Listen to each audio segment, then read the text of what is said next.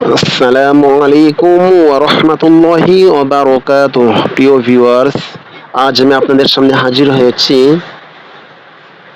এমন একটি দোয়া নিয়ে, যে দোয়াটি পড়লে মহান আল্লাহ রাব্বুল আলামিন আমাদের কাছ থেকে কষ্ট, দুঃখ এগুলো দূর করে দিবেন। আমরা যখন নিজেরা অসহায় মনে করব, তখন আমরা এই দোয়াটি বেশি করে পাঠ করব, তখন মহান আল্লাহ রাব্বুল আলামিন আমাদের অসহায়ত্ব কাটিয়ে দিবেন এবং মহান আল্লাহ রাব্বুল আলামিন আমাদেরকে সাহায্য করবেন।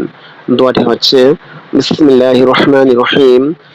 রব্বি আন্নী মাগলুবুন ফান্তাসির।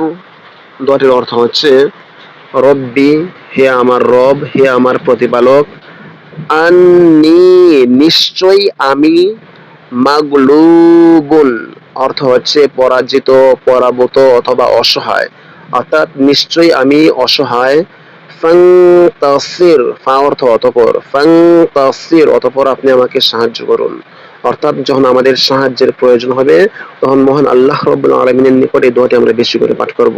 ইনশাআল্লাহ মহান আল্লাহ রাব্বুল আলামিন আমাদেরকে সাহায্য করবেন। আসসালামু আলাইকুম ওয়া রাহমাতুল্লাহি ওয়া বারাকাতুহু।